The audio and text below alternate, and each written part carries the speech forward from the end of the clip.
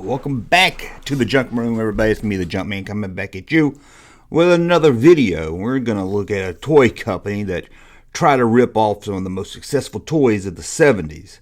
This was a toy line called TomLand, and we've got to take a look at these because although they're trying to rip off another toy line, they're pretty great. Now, before we get started, as always, remember you can support this channel by heading over to Patreon or becoming a YouTube member. All the links are in the bottom of the description that you need, so check us out. We just opened a Facebook group for members only. It's going to be a lot of fun just to hang out and talk to some of you guys.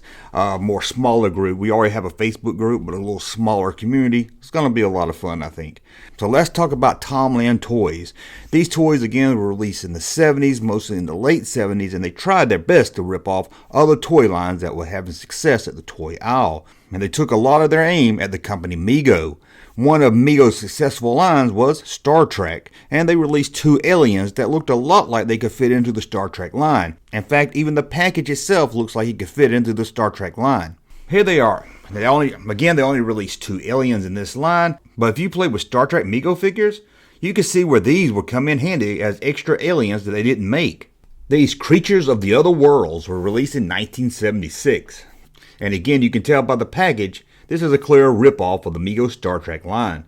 Another thing big in the 70s was Universal Monsters, thanks to magazines like Famous Monsters and local television rerunning a lot of those old 50s monster TV shows. Universal Studios monsters were a big hit. Well, not just the Universal ones. Anything monsters in the 70s were a big hit. And TomLand said, let's take some Mego style figures and make Universal Monsters, but we can't call them Universal Monsters. We don't want to get sued.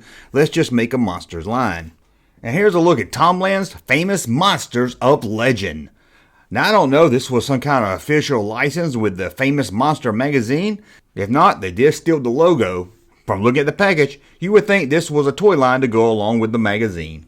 And although the figures may not be the best looking figures I've ever seen, I will say the art on the card is kind of amazing. I love it. It screams the 1970s, it screams cheap ripoff, but it looks great, and I think any collector of monster stuff will love these cards. Although the back of it has to be one of the most boring, collect them all back cards ever. Then Star Wars got released in 1977 and changed everything. So you know TomLand Toys were going to rip off Star Wars. Not only did they rip them off in the small 3.75 line, they even did a Mego style space themed toy line. In fact, they did a lot of them. Star Command was a line of 8-inch Mego style figures where we saw some of those famous monsters coming over to this new science fiction line. They're strange, they're weird, they're knockoffs, but they're wonderful. They also did a second line of Space Commando that were more on the sides of Star Wars, called Steroid Raiders. Oh my god, it's like they're trying to get kids to take steroids or something. If kids needed more aliens for their Star Wars, TomLand was there to help. This line is all alien, and they knew, as we did in 1978, kids loved alien figures. And that's not it. They did more rip-off science fiction type toys to try to get some of their Star Wars dollars. Also released in 1977 was a line of figures by TomLand Toys called Star Raiders. And the artwork on these cards does have a Star Wars poster feel to it.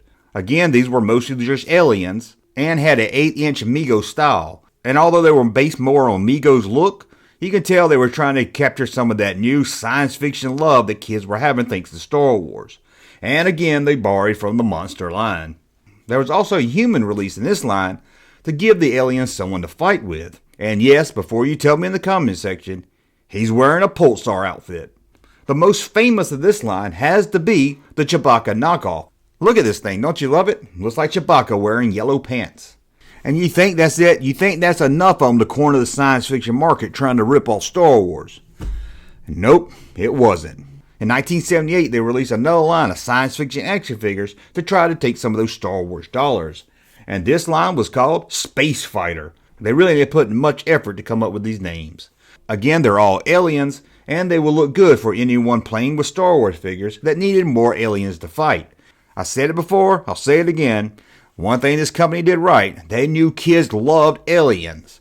I mean, you could just buy these to fill up your Creature Container playset, and they would fit right in. And it wasn't just Star Wars or Mego this company was trying to rip off, as they knew a lot of kids love Kenner's $6 Million Man line. So we got 2 figures from that line called Sonic Man and Sonic Woman. Now the other ones seemed like they kind of skirted around the law to try to release these figures. You couldn't really, well at least in a court of law, say they were ripping off other toy lines. But with this one here, it seemed like they just didn't care.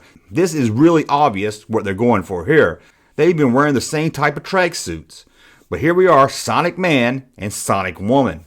Well, that's a look at the toy company TomLand and their attempt to not only rip off Mego, Star Trek, Star Wars, and $6 Million Man. I don't know about you, but I kind of like these. They're cheap, they're knockoffs of course, but they look really cool. And again, if I was a kid and I knew about these, I would have bought up those aliens to put them with my Star Wars figures because, like I said, you could never have too many aliens. And they did look like something you might see in the very background of the cantina. But tell me what you think. Do you like these figures? Do they look cool? Did you have any of them? Well, let me know all that and more in the comments below. And as always, thumb up so you like my content, subscribe to the channel, and we'll talk again soon. Hey, Junkman channel popping though. Thank you, sir, for that unsolicited testimony.